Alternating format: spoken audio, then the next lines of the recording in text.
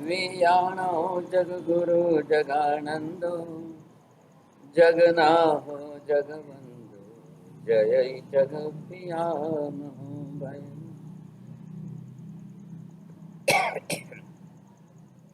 जय सुयाण प्रभु तीर्थयराणम पश्चिमो जय जय गुरुलोभाणं जय महारी सच्चिदानंद संपूर्णं विश्वज्ञं विश्वपावनं शंखेश्वर पुरोत्तम पार्श्वनाथं नमाम्यहम्।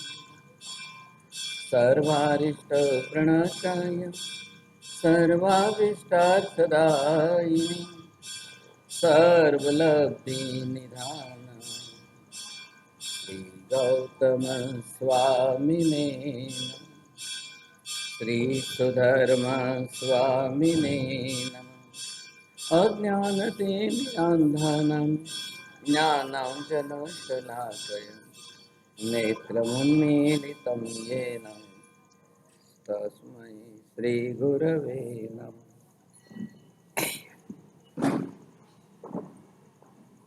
थोड़ा टेबल आप दीजिए ना बजे टेबल टेबल बता काका તમે જાદમ થોડી આ બાજુ રે પેલા જાદમ થોડી આ બાજુ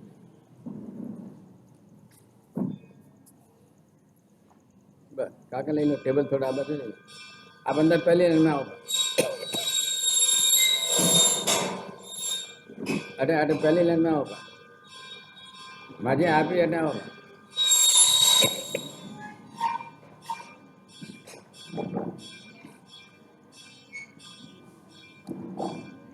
आज आपने આજે आगे बेवारिया हाँ हमें आगे बैठा हमें ऊँचो मती हाँ सर आगे बेवारिया है आप जगह पाकती पाना पाकती जगह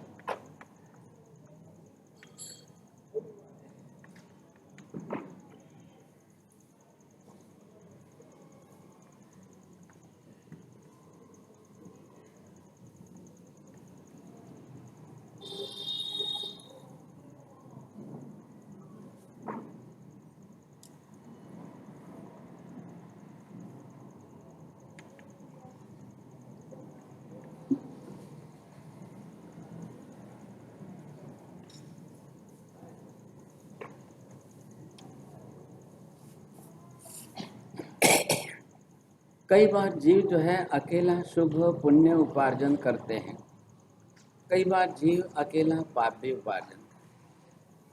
कई बार कुछ लोग संसार में ऐसे भी होते हैं कि जो अपने जीवन काल के अंदर पुण्य और पाप दोनों साथ में उपार्जन। कई जीव ऐसे होते हैं पाप ज़्यादा करते हैं पुण्य कम करते हैं।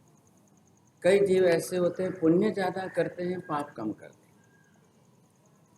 अब किस प्रकार के संसार के सब जीवों को आप देखेंगे।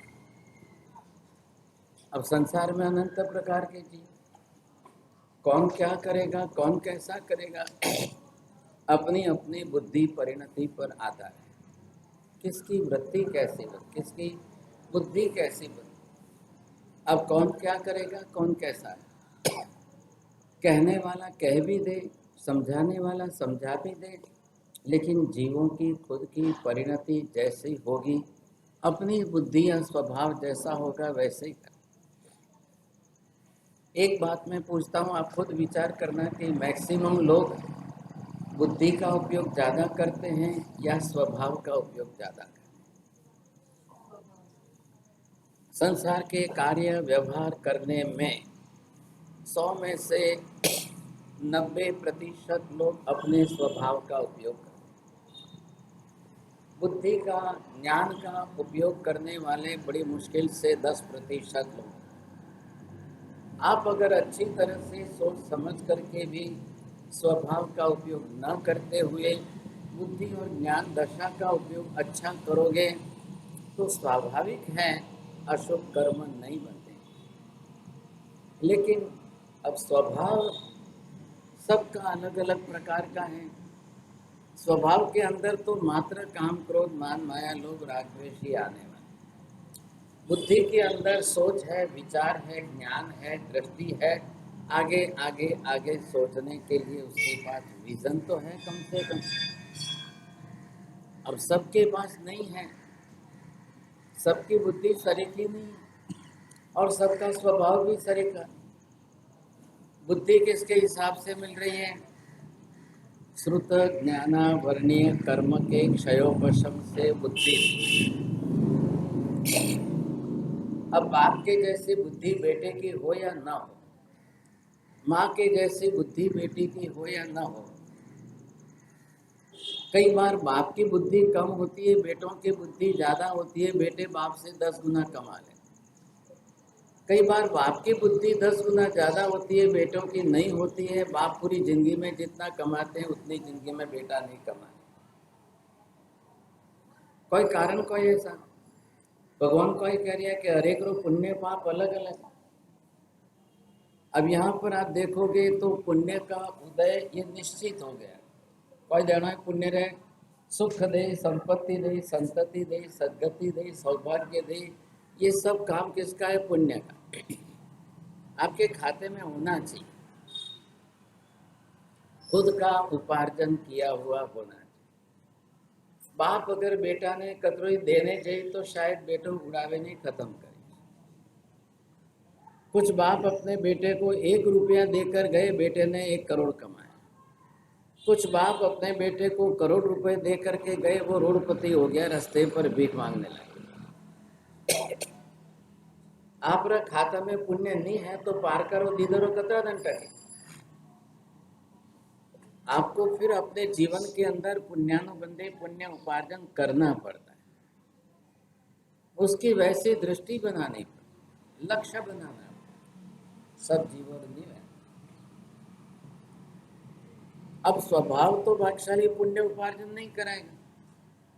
आप जिसमें जिस प्रकार के स्वभाव का उपयोग करो, क्या करेंगे आप? क्रोध मान माया लोभ राग द्वेष, तो वो तो कोई पुण्य शुभ कर्म उपार्जन कराता भी नहीं है। अशुभ पाप कर्म ही उपार्जन कराए। अब जीव करे तो क्या? अब जब पाप का उदय आएगा तो बन्ने तो पुण्य री सुख संपत्ति तो नहीं मिले, उल्टो कोई मलेला, दुख मले, विघ्न आवे, दौर्भाग्य आवे, दारिद्र्य आवेला, दुर्गति वे और शायद आपत्ति विपत्ति संकट सब आए। आज हमको मालूम नहीं है कि हमारा पुण्य कितना है, पाप कितना है, हमको मालूम नहीं। और शायद हो तो भी इस जन्म का संभव है, पिछले भवों का किसको याद। लेकिन पिछले जन्मों में अच्छा शुभ पुण्य किया था, इसका प्रमाण, इसका प्रत्यक्ष प्रमाण है कि वर्तमान भव में आपको सुख संपत्ति अच्छी मिली। वर्तमान काल के सुख संपत्ति को देख करके आपने अच्छा पुण्य उपार्जन किया था, ये अनुमान हो सकता है। कहीं पर भी धुआं देख करके आग लगी है, ये अनुमान स्पष्ट हो।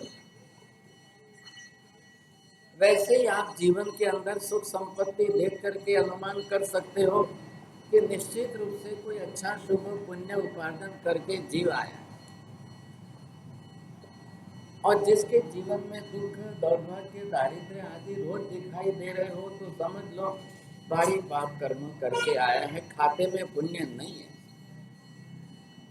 सिर्फ पुण्य और पाप के शुभ अशुभ कर्म की प्रकृति के उदय के कारण पूरे संसार में विषमता है, विचित्रता है, विरूपता है, विकृति है, समानता कहीं पर भी नहीं है। What is the meaning of communism? They said that all equal, equality for all. And everything must be equal for common peoples. लेकिन न तो चाइना में कम्युनिज्म सक्सेस हुआ, न रशिया में कम्युनिज्म सक्सेस हुआ। दुनिया में कभी हो ही नहीं सकता ऐसा। सभी एक तरीके समान सुखी हो जाए, ऐसा न तो भूतकाल में कभी हुआ है, न वर्तमान में हो रहा है, न भविष्य में होगा। आज महाविद्यालय में चले जाओ तो वहां भी नहीं है। डेमोक्रेसी होना एक अलग व्यवस्था है, लेकिन सभी एक तरीके सुखी हो जाए ये दुनिया में संभव नहीं है। सबका अलग अलग पुण्य पाप कर्म है और सबको अपना अपना कर्म लेकर के आना है। अब आप इस जन्म में पिछले एक जन्म का लेके आए हो, 2 जन्म का लेके आए हो, 10 जन्म का लेके आए हो, ज्यादा 100 जन्म का लेके आए हो, किसको पता है? आज कोई केवली हो तो हम पूछ करके पता लगा, कौन जानता है कौन कितना लेकर के आए, कितने जन्मों का लेकर आए। अभद्र सेन की बात की, एक भोग का पाप कर्म वो कितने भोग तक ले जाए। मृगापुत्र का बात की हमने तो इक्काई राष्ट्रकूट के एक भव के पाप साथ में लेके गया। अभद्र सेन पिछले अंडे का व्यापारी और इस भव का चोरी का पाप, 2 भव के पाप साथ। पहले भव के अंदर अंडे के व्यापारी के रूप में उसने प्राणातिपात जीव हिंसा का ही पाप। अब इसके बाद में यहाँ आकर के ये अब इस जन्म के अंदर मात्र चोरी कर रहा है। अब बाप ने कितने वर्षों तक चोरी की, बेटा कितने वर्षों तक चोरी करे। बाप का आयुष्य कितने वर्षों का था, बेटे का आयुष्य कितने वर्ष। आयुष्य से मतलब नहीं है। आप पहले ये समझिए, आयुष्य आपका भले 100 साल का चलता हो, लेकिन कभी कभी 100 साल में से आप 50 साल में, कभी 30 साल में, कभी 60 साल में, कभी 80 साल में, कहाँ आपको सत्संग अच्छा मिल जाए, समझ अच्छी मिल जाए, ज्ञान बुद्धि आपकी परिपक्व हो जाए, कब आप उस पाप में से छूट जाओ और चोरी में से बाहर निकल जाओ। वाल्मीकि भी बाहर निकल गया चोर में से, वो निकल करके रामायण लिखने वाला लेखक साधु। इधर आप देखिए तो प्रभव स्वामी चोर थे, लेकिन वो चोरी के पाप में से बाहर निकल कर गुरु महाराज के पास आकर, जम्बू स्वामी के पास दीक्षा ले लेते। दीक्षा लेकर महावीर के पाठ पर और उनके भी शिष्य प्रशिष्य आदि हुए तो वो भविष्य बदल जाता है। लेकिन ऐसा भविष्य बदलने के लिए 1000 गुना पुरुषार्थ करना पड़ता है। मैं गए भव में चोरी करके आ रहा था, इस जन्म में चोर बनूंगा, ये संभावनाएं कर्म के उदय से ज्यादा है। लेकिन धर्म इतना प्रबल मिल जाए, सत्संग इतना प्रबल हो जाए, योग संयोग इतने प्रबल बन जाए कि आपके चोरी के संस्कार को दबाकर घटाकर आपको ऊपर से साधु संत बना दे। संभावना है। कर्म ज्यादा बलवान है कि पुरुषार्थ ज्यादा बलवान? आप दो में से प्रयत्न करिए। कर्म अगर निकाचित नहीं है और आपका पुरुषार्थ 10 गुना ज्यादा है तो बाजी पलट जाएगी। पुरुषार्थ कम रहेगा और कर्म ज्यादा बलवान रहेंगे तो आपकी बाजी उल्टी चलती जाएगी, फिर तो कर्म के उदय से। अब क्या हो रहा है, नंबर 1 वाला है पूरा जीवन पुण्य उपार्जन, नंबर 2 वाला है जिंदगी भर पाप ही कर रहे हैं। बचपन से जिसको कत्ल खाने में नौकरी मिल गई और हर साल पगार बढ़ रहा है, अब वो कत्ल खाने में ही पाप कर रहा है। अब वो उसमें से बाहर निकलेगा, अब छूटेगा उसमें से। अब जिंदगी भर वो नौकरी करता रहे, जिंदगी भर वो पाप करता रहे, बाहर निकलेगा कैसे? तो पूरी जिंदगी पाप में जाएगी। अब जितने जीवों को मारता जाएगा, कौन से जीव मारने? पंचेंद्रिय। अब जिन और जितने पंचेंद्रिय जीवों की हिंसा होती जाएगी, उसके पाप का गुणाकार बढ़ता जाएगा। गुणाकार बढ़ता जाएगा तो आगे भविष्य के भव बढ़ते जाएंगे। भव बढ़ते जाएंगे तो वेदना, पीड़ा, तकलीफ, दुख सब कुछ बढ़ना ही बढ़ना है। अब ये कोई रुकने वाला नहीं। दुख से बचने वाले को सबसे पहले पाप कटा के पाप से बचना अनिवार्य हो गया। सम्यक दृष्टि एक ही जीव ऐसा है कि पाप भीरु, कर्म भीरु, भव भीरु होने के कारण अब पाप न करने की बुद्धि बनती है, पाप से बचने की बुद्धि बनती है। गुजराती में कहिए कि न छूटके હવે કર્યા વગર છૂટકો જ નથી, માટે કરું છું પણ કરવાની ઈચ્છા નથી। મિથ્યાત્વનું સાવ ઊંધું છે, ઈચ્છા જ પ્રબળ છે।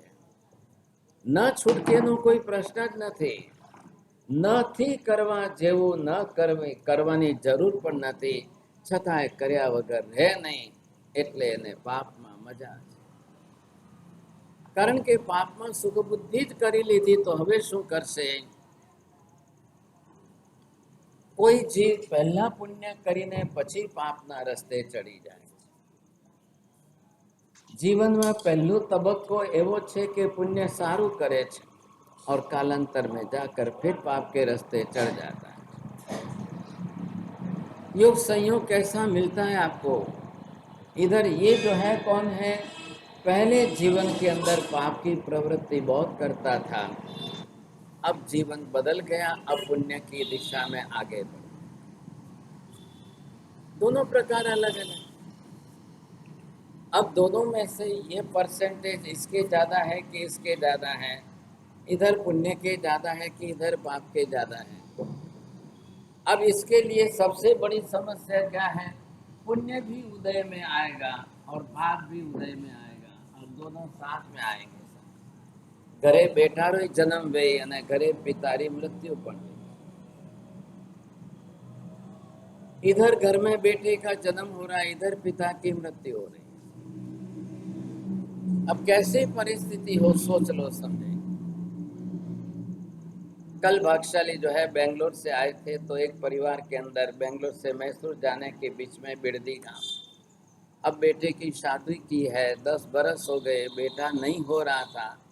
अन्य उपाय सारे करने के बाद पत्नी प्रेग्नेंट हुई सा। अब पत्नी के 8 महीने हो गए, अब 10-15 दिन बाकी है। पत्नी मायके गई हुई है और रात को पति को नींद में हार्ट अटैक आया और खलास। 15-20 धारा बाकी है। अब उसको समाचार देना कि नहीं देना, कोई करना सा बोलो, मुझे जागे रहिए बोलो, कोई करना। पत्नी ने समाचार देना कि नहीं देना, व्यवसाय ने कोई कहना, कोई नहीं दो तो कोई वेला। आप समाचार नहीं दो तो कल वो क्या समझेंगे? और उसको अभी 15-20 दिन बाकी है, और जब ऐसा सुनेगी ना शौक लग जाएगा, तो आज की आज डिलीवरी हो जाए, ऐसी परिस्थिति निर्माण हो।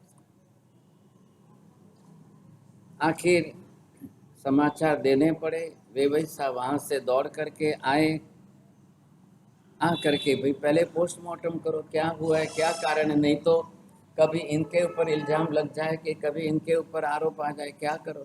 नहीं, उन्होंने कहा खुले दिल से करो, जो करना है सब करो। आपके जमाई गए तो हमारे तो बेटे गए। कितनी 33-35 साल की उम्र है, रात को नींद में कब आयुष्य पूरा हो गया पता ही नहीं। सुबह डॉक्टर बुलाए, पोस्टमार्टम हुआ, डॉक्टर ने कहा कि भाई इनको तो मरे भी 6-7 घंटे हो गए, अब क्या पता चले। अब पोस्टमार्टम का रिपोर्ट आया कि नींद में हार्ट अटैक आ गया, कार्डियक फेल बोलते हैं। हार्ट के ऊपर इतना प्रेशर आ गया कि रात को नींद में न तो चिल्ला सका, न बोल सका, न। ऐसा होता है कि नहीं होता है? अब कितनी बार कहाँ कैसा हो रहा है। जू के अंदर इधर भाई साहब थे, 10 करोड़ का बंगला बनाया और उद्घाटन करना है। 1000 लोगों को उद्घाटन प्रसंग पर आमंत्रित किया है। अब बड़े बड़े 10-20 तो मिनिस्टर आने वाले हैं, रिश्तेदार आने वाले हैं। सब मेहनत करके चारों तरफ दौड़ भाग करके बड़ा आयोजन करके सब कुछ तैयारी की। सुबह में 10 बजे जो है उद्घाटन होने वाला है, और सुबह 8 बजे उनको हार्ट अटैक आया। 2 कलाक अब हार्ट अटैक, ऐसा सीवियर अटैक आया, इमीडिएट डॉक्टर हॉस्पिटल में लेके गए। अब वेंटिलेटर पर रखा है, ऑक्सीजन सप्लाई हो रही है, डॉक्टर इंजेक्शन डाल रहे। अब क्या करना है साहब? उद्घाटन करनो के नहीं करनो में आज कोई करना 10 करोड़ रा बंगला रो उद्घाटन 1000 मनक बोला है, 1000 लोगों की रसोई की, सबको 1000 1200 रुपए की गिफ्ट दे दी। એટલું મોટું આયોજન કામ છે માજે જાગે રહ્યા कोई बात नहीं। अब ऐसी स्थिति में इनको अटैक आया है, अब सबके मुंह मीठे होंगे कि मुंह फीके हो गए। अब करना कोई, उधर डॉक्टर कह रहे हैं भाई मैं कुछ नहीं कह सकता, देखो ऑक्सीजन सप्लाई चालू है, इंजेक्शन चालू है, सलाइन चालू है, सब कुछ वेंटिलेटर चालू है, हर चीज हमारी कोशिश हम पूरी। अब 10 करोड़ બંગલો બાંધ્યો છે, 5 કરોડની ગાડીઓ ઘરમાં છે, એ ડૉક્ટરની પાસે 24 કલાકના એક દિવસમાં 1 કરોડ ફેંકવા તૈયાર છે, कोई कमी नहीं है। मिल मालिक है बड़े। डॉक्टर के भाई आप पैसे फेंको, कुछ भी करो, अब मेरे हाथ में तो नहीं है ना, मैं क्या कर सकता हूँ? सोचो, ऐसी परिस्थिति के अंदर करना कैसे, क्या करना? जो मेहनत बाप की थी, बाप को सब दुनिया पहचानती थी, अब बेटे को कोई पहचानता नहीं है, कोई जानता नहीं है। अब कोई बेटों ने ध्यान दिया नहीं था, कुछ नहीं था साहब। अब कब किसकी पुण्याई पावरफुल ज्यादा जोरदार रहती है? एक घर में 10 मेंबर है, 5 मेंबर हैं, 20 जने हैं, सबकी पुण्याई शरीर की नहीं होती है। एक शरीर का, सबका शुभ का, पुण्य का उदय नहीं होता है। जितनी जल्दी माँ की शादी हो गई थी, उतनी जल्दी बेटी की शादी नहीं हो रही है। कई माताएं अपनी बेटी को अपना इतिहास सुनाती है, मारी शादी तो 2 मिनट में भी हुई। कोई बापा ने 18 वर्ष સુધી बाटारा बूट घसना ही नहीं पड़ा, कुछ नहीं साहब, 2 मिनट में शादी हो गई। अब ये बेटी की शादी नहीं हो रही है, 2 साल हो गए, बापा ने 10 जोड़ी तो बूट घिस दी। संसार के अंदर अब पुण्य पाप का हिसाब तो कदम कदम पर, हर कदम। राजस्थान के अंदर शिवगंज के अंदर बेटी की शादी तय हुई और वहां से बारात लेकर के जाना है। बाप ने इतनी मेहनत करके 2-3 साल से सब कुछ करके सजाया, तैयार किया। अब सुबह जो है 10 बजे बारात जाने का मुहूर्त। सुबह नींद में से उठते ही 7 बजे बापा को हार्ट अटैक आया। शिवगंज मारवाड़ गांव में कटे जाना कोई करना। अब बाहर गांव कहीं हॉस्पिटल तक ले जाओ, उसमें भी 2 घंटे जाए। कितना भी किया, एम्बुलेंस लेकर के चले गए, इधर से उधर गए। अब 9 बज गए, 9:15 बज गए, 9:30 बज गए। मोबाइल रो जमानो नहीं तो सा, अबे कोई करनो, जॉन लेने रवाने रहनो का आवने की जानो के कोई करना। सबके लिए द्विधा होती है। अब ऐसी परिस्थिति में न तो शादी कैंसिल कर सकते हो, न बंगले का उद्घाटन कैंसिल कर सकते हो। इतना बड़ा आयोजन सब किया है, सब अब करना है। बड़ी समस्याएं होती है। क्यों होती है? पाप और पुण्य का दोनों उदय साथ में इकट्ठा आ जाए। माजे दूध में हाकरी नौको ने लूणे नौको कोई भाई, 1 चम्मच, एक पहली जो है देरानी आकर के दूध में शक्कर डाल के गई, तो बाजू में जेठानी ने आकर के उसमें नमक, भाई सफेद सफेद भाई पीसी और पाकती हर का। अब करना क्या सर? दूध में शक्कर भी आ गई और दूध में नमक भी। माजे पीनो के नहीं पीनो? ना, ये तो ना के।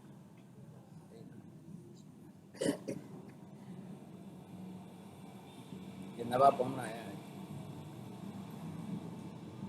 एक साधु महाराज जो है गोदरी ओरवा गया, नीचे तरफनी ऊपर चेतना। अब ऐसी स्थिति के अंदर साधु महाराज पात्रा खोले, उतने में श्राविका ने जल्दीबाजी के अंदर बैठा बावसी भूला पा के ऊपर कड़ी है कि नीचे चाय है। एक महाराज ने चाय लावनी थी, एक महाराज ने कड़ी ला। और उतावल के अंदर जल्दी से ऊपर का पात्रा खोला तो नीचे कड़ी थी, तो श्रावी का ने दाल में चाय हो रहा थी। हम कड़ी में चाय हो रही, कोई करना माजे वे देखो वे माजे मैं दीक्षा लो हाँ पड़ी गई नहीं पीनी ने फेंको तो अठम रो प्रायश्चित आवे परठवी जई कोनी और लावेन दो मैं जाए तो पहला पिए पहला चाय पिए ने पसे होती कड़ी पिए कटे जाए मैं अलग अलग जाए चाय अंदर जाए ने कड़ी अंदर जाए। पहले आप एक बात तो समझो, पेट तो एक ही है। आपके लिए बाहर इकट्ठा करो तो देखना पसंद नहीं है। मैं बेरो है तो कौन देखे, मैं बेरो ही ने कौन देखवा जाए कोई खा पड़े। ये परिस्थिति है। अब उन्होंने तो ला करके पात्रे रख दिए, गोत्री लाने वाले अलग है और सबको डिस्ट्रीब्यूट करने वाले जो है भाई सबको जब वापस जाए कड़ी देने की बात आई तो कड़ी दी सब। क्योंकि कड़ी આવી કેમ લાગે છે ભાઈ, આજે કેમ જુદી જાત કેમ લાગે છે કે મને કઈ ખબર નથી। એક ને ચાખી दूसरे ने ચાખી तो गुरु महाराज ने कीधું કે બીજો જે ચાખશે એને પ્રાયશ્ચિત આવશે, આંખ મીચીને જે પી જાય એને જે છે ડબલ લાભ છે। તો એક સાધુ महाराज कीधું કે બધી જ મને આપી દો હું જ પી લઉં, બધાને શું કરવા તકલીફ। चार ठाणे साधु महाराज के अंदर सबने कहा कि नहीं एक जन शू काम पिए आपने चारे जना कई फर्क पड़तो नहीं। आपरे अटे तो बात है कि झट फेंकवारी ज बात आवे, आपरे तो वही ज विचार आवे ख्याल है। ये साधु जीवन की विशेषता है, इतनी बड़ी विशेषता है। एक साधु महाराज ने सामने से कहा कि नहीं नहीं बद्दी जो पी जाए, परठवानी तो बात ज ने विचार नहीं कर। बीजा तन ठाणा था तो बधाए कीधुं के भाई बधाए लई लो चालो, अमने कोई फरक पड़तो नथी, पेट में जईने भेगुं ज थवानुं, खाली जीभ पर छे त्यां सुधी एक सेकंड ज लागे छे ने कोई मरी जता नथी ने कोई एनाथी हार्ट एटेक आवतो अटे माजी हेंग ब्यास तम पीता ज था हेंग माजी अटे ब्यास तम ए बैठा था कि नहीं, पहला चाय पिए ने छेल्ले खीचड़ी कड़ी खाए, पाछो बस में दूध पिए, पाछो मुंगरो पानी पिए, पापड़ी चूरी के कोई ना कोई फेर कोई वह देखो भगवान। अब आप ये सोचो समझेंगे आपको मुख्य लक्ष्य क्या देना है, वस्तु क्या है उसकी चिंता मत करो, राग द्वेष नहीं होना चाहिए, क्लेश कसाय नहीं होना चाहिए, शरीर के निमित्त खाने के निमित्त आत्मा को कर्म बंधन नहीं होना चाहिए। बाजी जीतनी कटे, आप कहाँ बाजी जीतेंगे, शरीर तो शरीर ही है, उद्गल का पिंड है। चाय और कड़ी से तो खतरनाक चीजें बाहर खराब से खराब लोग खा रहे हैं,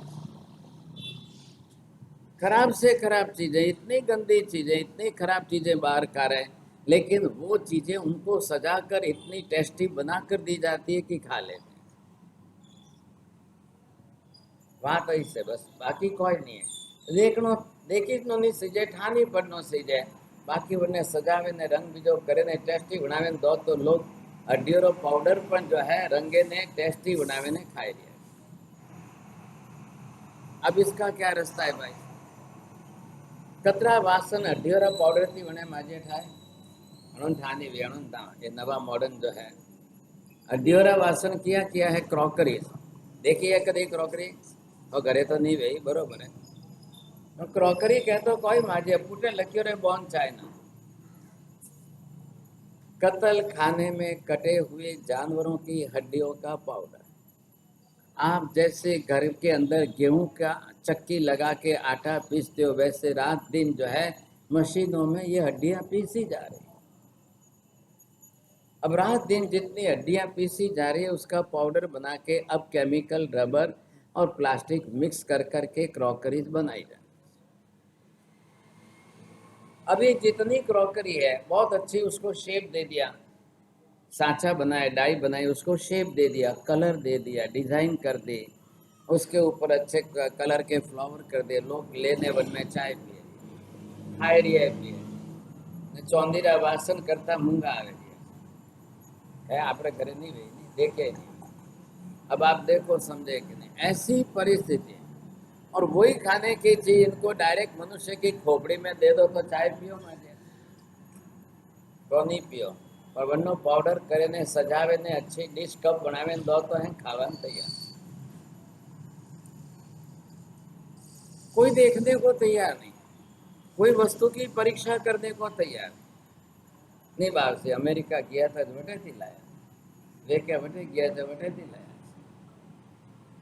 हूँ आपने एक बेंगलोर एड्रेस दो वटे जईजो मां घना मोटा करोड़पति कही जाए बनो घर में लाखों रुपया री क्रॉकरी, लाखों रुपया। मैं कीधु एमने के आटला लाखों में तो तमारा घर नी अंदर चांदी ना वासन आवे तो के ना आ चांदी करता है सारा लागे, चांदी करता सारा लागे। कोई कहनो बात चांदी तो हो बरो होती बेसवा जो तो कीमत भी आवे। हमें एक क्रॉकरी तो फूटिया होती कोई आवे, हाथ में से गिरने के बाद फूटने के बाद फेंकनी पड़ती है, क्या कीमत आने वाली।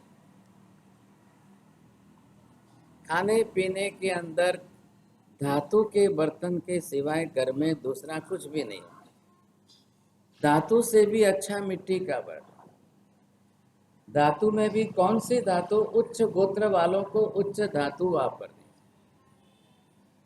आपको हल्की धातु का उपयोग खाने पीने में नहीं करना है। कौसीरा भोना कौसीरी थाली वाट की होना जरी चमके। और खाने में भी गुणधर्म का उपयोग होता है। धातु के अंदर जो उसके मिनरल्स है वो मिनरल्स आपको रोज मिलने चाहिए। हमारे शरीर को रोज के मिनरल्स की जरूर है, लेकिन धातु कोई ऐसे ही तो खाई नहीं जाती। सोने की चैन कोई मुंह में रख के तो चबा नहीं सकते, लेकिन सोने की चैन गर्म पानी में उबाल करके आप गर्म पानी पियो तो सोने का अंश आ गया। तरीका ये होता है, और इस तरीके से उपयोग करो तो उस धातु का मिनरल्स आपके शरीर को मिलता है। भले होनो चांदी मती लो, तंबारो भी लो तो शरीर तंबा जरो है 5% तंबारा मिनरल्स शरीर में आवे तो रोग के सामने लड़ने की रेजिस्टेंस पावर शक्ति की शरीर की शक्ति बढ़ती है। हम कहते हैं ना शरीर तंबा जरो शरीर, मतलब शरीर के अंदर अन्य किसी रोग और बैक्टीरिया के सामने लड़ने की शरीर की शक्ति, उसको कहते हैं रेजिस्टेंस पावर। रोग प्रतिकारक क्षमता बढ़नी चाहिए। शरीर ऐसा नहीं होना चाहिए कि रोज रोग बीमारी आती रहे। थोड़े से बादल आए कि सर्दी हो गई, थोड़ी बरसात आ गई कि सर्दी हो गई, बरसात नहीं आई तो इतनी गर्मी हो गई वो भी सहन नहीं हो गई, बरसात नहीं आई तो और आई तो दोनों तरफ से बीमारी भी। अबे जो बरसात जईने जो तावरो वधी, अबे पित्त री सीजन आ,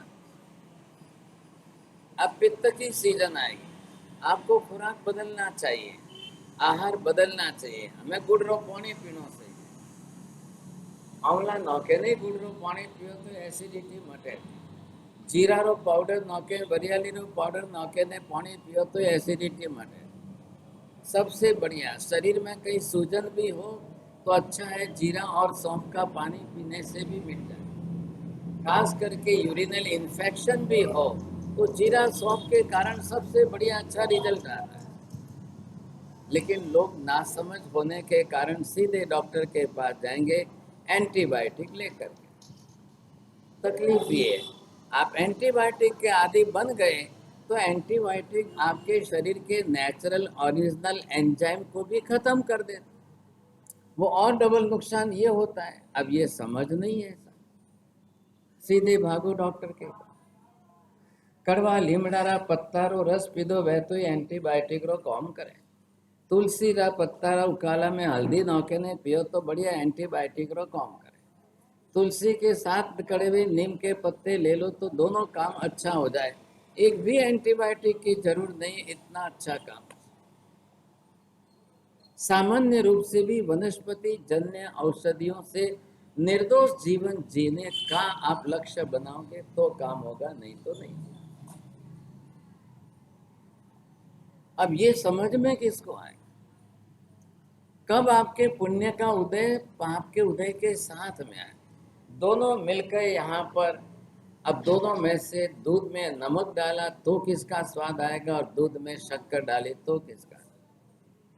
बधी जातना लोको छे।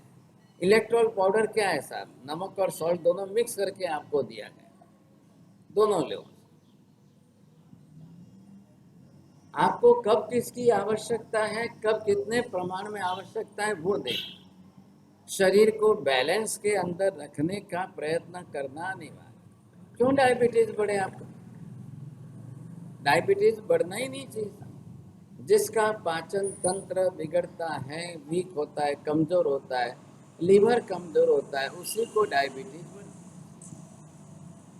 स्वाभाविक रूप में आप देखिए, लीवर ग्लूकोज बनाता ही है नेचुरल फॉर्म में। अब वो हम देखते नहीं, और अनावश्यक जो है लीवर को हम ज्यादा काम शुगर से दे रहे हैं, तब नुकसान। ज्यादा नुकसान किसके कारण हो रहा है? कोई बैलेंस नहीं। रोज जीवन के अंदर एक मीठा रस, सब में शक्कर, कभी कड़वो रस लो माजे, લીમડાના પત્તાનો રસ કદી પીધો? 12 મહિના 360 દન આપ શક્કર શક્કર શક્કર. કેટલાક લોકો તો શાકમાંય ગોળ નાખી દે ને દાલમાંય સાકર નાખી દે, શાક દાલે ગળ્યા. અમે અમારું તો સાદું જીવન છે. આજ કચ્છીના ઘરની ગોતી ને ગુજરાતી ઘરની ગોતી, મારવાડી ઘરની ગોતી, હેંગ મિક્સ है। હવે કોઈને કહીએ તો કેમ, તો કે અમારા રિવાજ છે, નાખે છે। डायबिटीज हो गई तो भी डाल रहे हैं। ભાવતું જ નથી તો શું કરે સાહેબ? હવે વર્ષોથી એ જ ખાધું છે, એવું જ ખાધું છે, એ જ ભાવે છે, તો કરવું શું? अब ये मानसिकता आपकी है। अब डायबिटीज होने पर भी, बीमारियां होने पर भी अगर वैसा ही खाना पीना है, खाना पीना आपका मति ज्ञान के हिसाब से नहीं होना चाहिए। मति ज्ञान में, मेमोरी में आदत पड़ी और वैसा ही होना चाहिए, ऐसा ही भाता है, ऐसा ही चलता है, ऐसा ही पसंद है, तो बीमारी बढ़े। शरीर को निरंतर एक ही रस मिलता रहे, बाकी के सब रस न मिले, तो शरीर के अंदर इम्बैलेंस आपका जरूर बढ़े। खट्टा, मीठा, तीखा, खारा, तुरा, कड़वा, ये 5-6 रस जो है, ये सभी रस शरीर को रोज मिलने। कतरा मजे बोलो, रोज शरीर ने 6 रस मलेरिया है। वन्य के विजय सड़ रस भोजन, सभी रसों वाला सड़ रस भोजन, तो शरीर में बैलेंस रहेगा। नहीं तो शरीर में बैलेंस नहीं रहेगा। एक पेड़ पौधा आपके बंगले में, गमले में, कहीं पर भी हो, रोज हाकरो पानी नौको पाई रही, रोज पानी में शक्कर घोल के दे, दूसरे एक पेड़ को रोज नमक डाल के घोल के डाल, अब देखो कैसा नुकसान होता है। ये गलती हम खुद करते हैं। हमारे शरीर के अंदर भी सभी रसों का संयोजन होना है, और ये प्राचीन काल में व्यवस्था थी। सड़ रस भोजन करते थे। સવારના પોરમાં જે છે લીમડાની ડાળી લઈને ઘસતા घसता जंगल जता तालाब ऊपर, आधा घंटा चलने का, आधा घंटा आने का, और वे साथ में जो है नीम की डंडी ले ली है तो दातन करते। अब वो कड़वापन था, वो लार के साथ शरीर में जाता तो फायदा हो। આજે તમે કોલગેટ ઘસો છો, કોલગેટ जो पेट में जाए तो केमिकल નું नुकसान बहुत भारे है। और कोलगेट के अंदर वापिस शक्कर डाल करके बनाया दूसरे केमिकल ने। कोलगेट में है कोई कतल खानारा जानवरों हड्डियों पाउडर, कतल खाने की जेली जिलेटिन उसमें मिक्स। ये गलती मत करो, घर में कोलगेट आना ही नहीं चाहिए। पाप करोगे तो उदय में आएगा, पाप बंधेगा, सत्ता में रहेगा तो कल उदय में आएगा। पुण्य भी अगर बंधेगा, सत्ता में रहेगा तो कल वो भी पुण्य उदय में आएगा। दोनों में फर्क है, समझे? अब ये फर्क समझ करके इसके जीवन में, अब पुण्य अगर मान लो कि 20% है और पाप 80% है, तो अब आप दोनों को देखिए, पुण्य आपके जीवन में ये आया पुण्य का उदय, और ये सब जा करके पाप का उदय। 10-20% जीवन के अंदर पुण्य दिखाई देगा, बाकी 80% पाप का। घर में गाड़ी 1 करोड़ की है, मंदिर जावा वास्ते गाड़ी है, पर पग नहीं आले, हाथ पग नहीं हाले, शरीर से बीमार रहेंगे, गाड़ी अच्छी मिले, कोई फायदो भाई माजी आनंद जगह जो देखो देखिए बैजू हाथ नहीं राखना ऊपर। अब इसमें क्या है कि इसमें अगर पुण्य आपका 80% है और पाप आपका 20%, अब ये उदय में आवे तो इसके जीवन के अंदर क्या है, पुण्य आपका ज्यादा है तो सुख ज्यादा है, लेकिन दुख सिर्फ 20%। अब जिसका अपना अपना खाता है सब देख, बाप का पुण्य का प्रमाण ज्यादा था, बेटे का पाप का प्रमाण ज्यादा। अब दोनों में से किसका कितना है, किसका क्या है, सबका हिसाब अलग अलग। जो करेंगे जैसा करेंगे आखिर उदय में तो वही आने वाला। ये अलग है, सबसे स्वतंत्र अकेला। पुण्य अकेला उदय में आएगा तो सुख के साथ दुख नहीं आएगा, पाप अकेला उदय में आएगा तो दुख के साथ सुख नहीं आएगा। लेकिन अकेला ही पुण्य बांधने वाले, बिल्कुल पाप न करने वाले संसार के अंदर 1%, 1% लोग भी नहीं मिलते, 1% लोग नहीं मिलेंगे आप। अब पुण्य करने के लिए, पुण्य बांधने की वैसी बुद्धि होनी तो चाहिए। संपत्ति ज्यादा हो तो ही पुण्य ज्यादा उपार्जन करते हैं, ऐसा नियम नहीं है। शालीभद्र ने पिछले जन्म के अंदर क्या क्या कैसे खीर बनाई, कितनी खीर बहरा दी, वो खुद ही गरीब था क्या उसके पास। उसकी माँ बेचारी कहीं जा करके किसी के घर बर्तन मांजती थी, किसी के घर कपड़ा धोती, किसी के घर रसोई करती, 3 घर से शक्कर दूध लाकर इकट्ठा करके खीर बना के दी। આજે આ મોદી બેઠો છે, પ્રધાનમંત્રી મોદી પણ કહે છે કે મારી માએ પણ એ જ કામ કર્યું છે, કોઈના ઘરે વાસણ માંજીને કોઈના ઘરે કપડાં ધોતું, એમ કરીને 5 છોકરાઓને મોટા કર્યા, એમાંથી આ એક વડાપ્રધાન બની ગયો। આજે એની દુઃખની દાસ્તાન તો સાંભળવા જેવી છે। એની જિંદગીમાં સુખ આવ્યું જ નથી, આજે પણ એમના પરિવારમાં સુખ નથી। ઘાંચી ઘાંચી છે ને ફેમિલીના, વડનગરના એ જમાનાના ગાંચી 8-10 વર્ષની ઉંમર સુધી રેલવેના પ્લેટફોર્મ ઉપર ચાય વેચતા। બાપ જે છે ચાય બનાવતો ને કેટલી લઈને પ્લેટફોર્મ ઉપર ફરતો, ચાય ચાય ચાય ચાય કરીને ચાય। આજે એના ભાઈઓ પાસે, બધાની પાસે ખાવાનું પણ પૂરતું નથી। आज की परिस्थिति इनके भाइयों की, इनकी बहनों की आज भी दुख है। ये अपनी तरह से आरएसएस में आ गए, जीवन अपना उस प्रकार का निष्ठावान बना दिया और कहां से कहां पहुंच गए, पुण्य ने कहां से कहां पहुंचा दिया। लेकिन सत्ता पर है, वहां तक है। आज उसके पास करोड़ों की संपत्ति नहीं है, જેટલી પણ એને ભેગી કરીને આવી એ બધું દાન કરી દીધું છે। कहीं कभी किसी को, कभी किसको, कभी लड़कियों को पढ़ाने में दे देता है, कभी किस में दान दे देता है।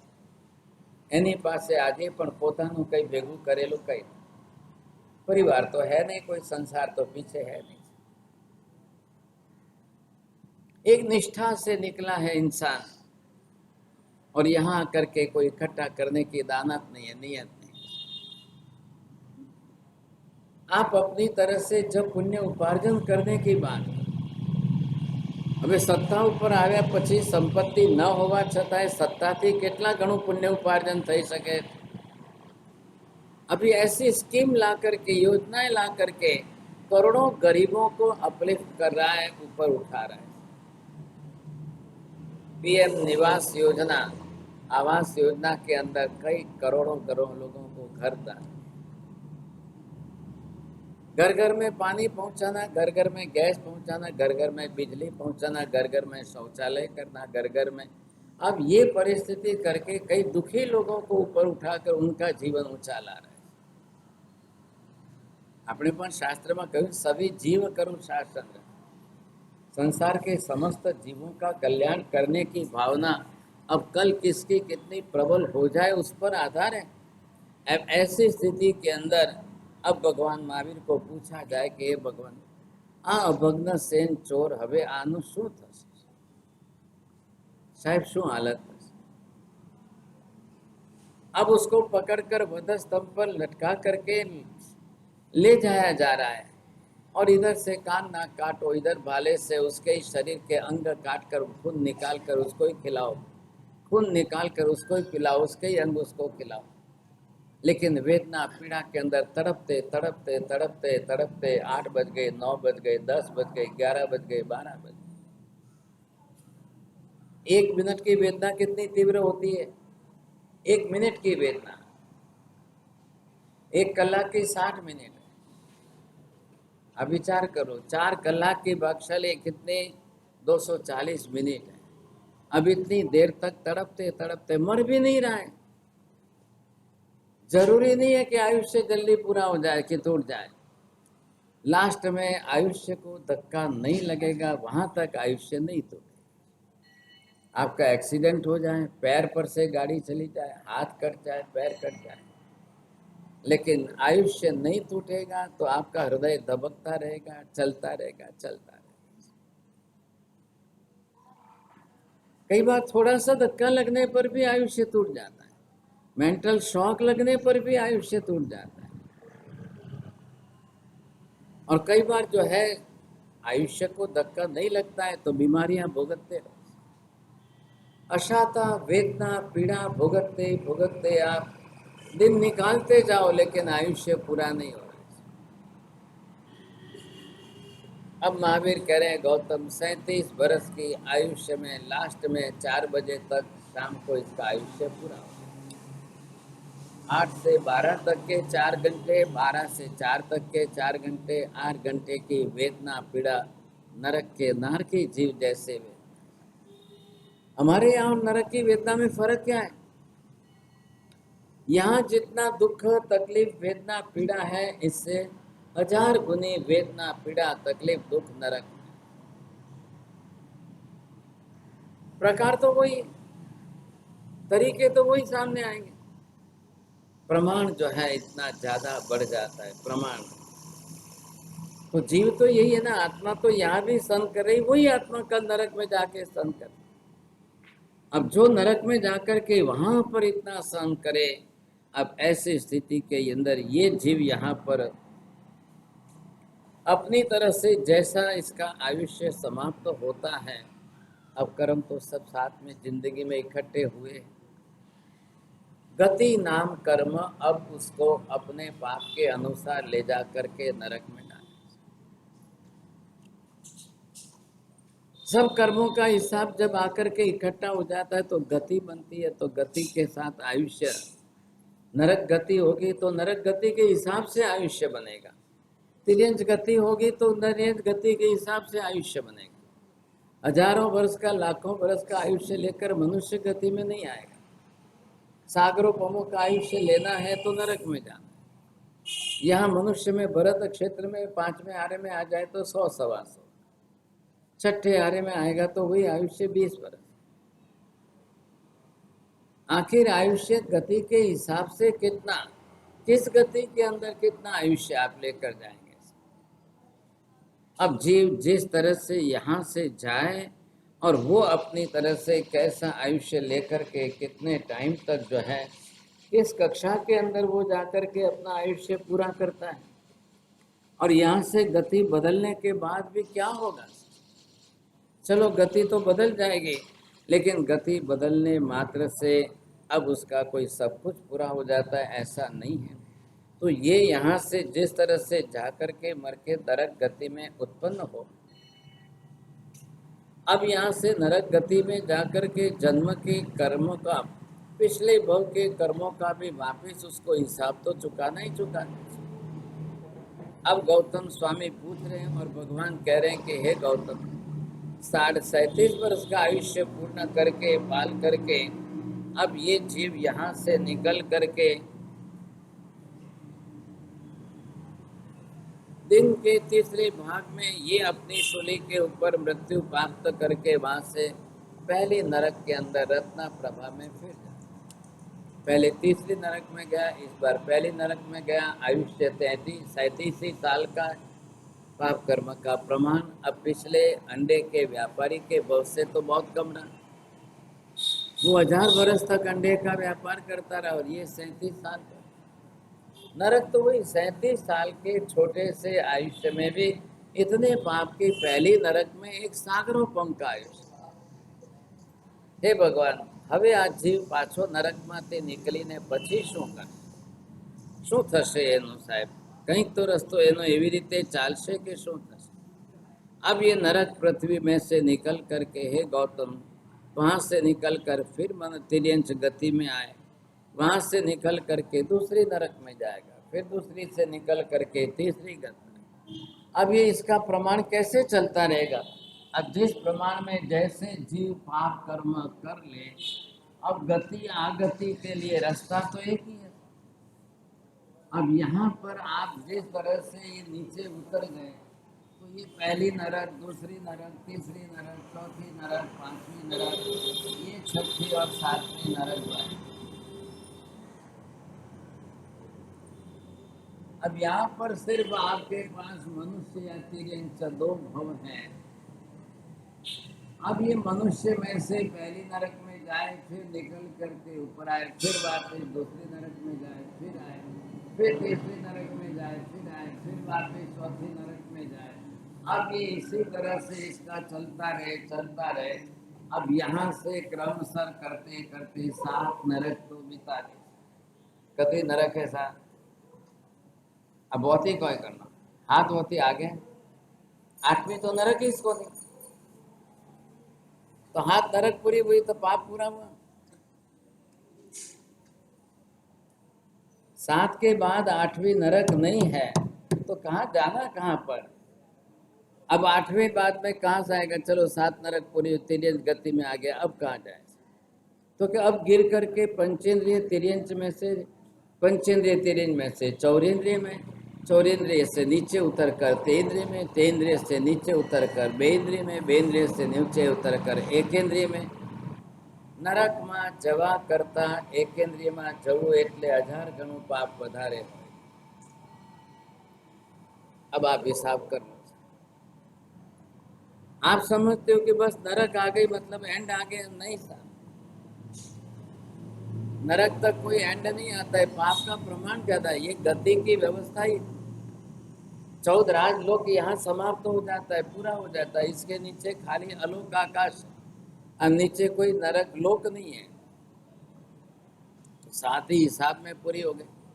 कल आप बोलो कि 7 ही क्यों है, 8 क्यों नहीं हो सकती? 7 भी होती है, 8 भी होती है, ऐसा नहीं। लोकांत आ गया, लोक का ही अंत आ गया, अब आगे नरक ही नहीं, तो कोई जरूर नहीं है। नरक से भी ज्यादा पाप है तो वो चौरेंद्र में जाओ, तेंद्र में जाओ, बेंद्र में। अब आप इधर देखिए, एक बार 7वीं नरक में जाए तो 33 सागरों पंख का आयुष्य।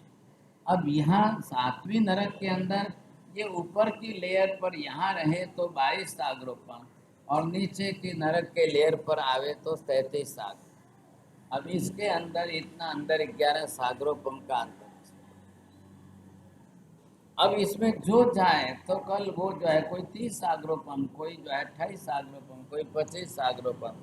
अब जितने पाप कर्म हो उस हिसाब से वैसा जन्म होगा, उतना आयुष्य होगा। कोई जरूरी नहीं है सबके 33 हो, अलग अलग हिसाब है। आज हमारा सबका आयुष्य सरीका है क्या? आपरो बापा जतरो है कि आपरा बेटा जतरो? कोई किसी का कुछ नहीं है। बाप का आयुष्य बेटे जितना नहीं होता है, बेटे का आयुष्य बाप जितना नहीं होता है, किसी का भी सरीखा नहीं। अपने अपने हिसाब से सबका है, अपने अपने कर्म। हे भगवान, अब इसका होगा क्या आगे? तो यहाँ पर महावीर कह रहे हैं कि हे गौतम, હવે એમાંથી નીચે પડીને ચૌરેન્દ્રિયમાં, તેન્દ્રિયમાં, બેન્દ્રિયમાં, એકેન્દ્રિયમાં ભવ કરવાનો। अरे देखो साहब, एक भव 33 सागरों पमरो करी बटे तक तिर्यंच गति में कतरा भव है? तिर्यंच गति में तो छोटा छोटा, एक कुत्तो बने तो 5-10 साल। कुत्ते का जीवन कितना है? हाथी घोड़े का जीवन कितना है? एक हाथी 100 साल तक जी सकता है आयुष्य, लेकिन वो वहां के हिसाब से 100 बरस के गिनती करो તો આના એક ભવની સામે આ જીવના ભવો કેટલા, इसके एक जन्म के सामने उसके એટલી વાર એને જન્મવું, એટલી વાર એને મરવું. एक भव अटेरो 33 आग्रोपा में एक बार जन्मेगा, एक बार मरेगा. और वहां तिर्यंश गति में होगा तो करोड़ों अरबों खरबों बार जन्मेगा, अरबों खरबों बार मरेगा. अब मरण का दुख और जन्म का दुख, जन्म का दुख और मरण का दुख, ये दुख कितना भारी. अब ये चक्कर चलता जाएगा. फिर वापस एक इंद्रिय में से दो इंद्रिय में कब आएगा, दो इंद्रिय से तेंद्रिय में कब आएगा, तेंद्रिय से चौरेंद्रिय में कब आएगा, चौरेंद्रिय से फिर पंचेंद्रिय में कब आए, पंचेंद्रिय से तिर्यंश में, तिर्यंश से फिर लास्ट में आते आते मनुष्य में कब आए, और मनुष्य में आकर के धर्म संजोग मिल जाए, फिर कर्म अक्षय की बुद्धि हो जाए और पाप कर्म धो करके कुछ अपना कर्म खपावे. अब उसको सम्यक दर्शन प्राप्त हो और फिर जो है उसके आत्मा सम्यक दर्शन में आगे बढ़े, तो भविष्य में मोक्ष उसका संभव है. बाकी तो कोई रास्ता, अनंत भव बीत जाएंगे फिर भी कोई रास्ता नहीं निकल रहा है. इस तरह से यहाँ पर महावीर स्वामी ने विपाक सूत्र में अभग्न सेन का ये तीसरा अध्ययन का है. अब कल आगे चौथा अध्ययन शुरू करेंगे.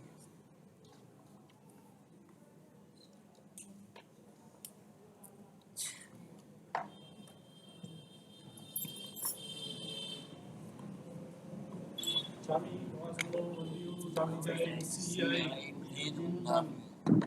स्वामी वासुदेव वंदियु स्वामी जय सीआई इच्छकार सोराई सुगतप शरीर निरामद सुख सेवन यात्रा विभो छोजी स्वामी शास्त्र छेजी आग प्राणी नो लाभ लेजो जी स्वामी वासुदेव वंदियु स्वामी जय सीआई छा गायना सभी सब भगवान प्रभु के अभिनंदन गायन खामेउ चा खामे जन कीजिए मध्यम परमत्यम भक्ति पाणी विनयाचे आलावे सल्लावे उच्चारणे समासने अंदर भाषाए बुरी भाषाए जिसकी की मध्य विनय परिणाम सुमो वा बारंग वा कृपे जान अहम न जानवी सु इच्छामि दुर्लभ इच्छामि वा संलोक बंदी जानी जाए निसी जाए देव दादा नमस्कार. उपवास पानार आंबेल आकाश में वैष्णव गए संस्कार से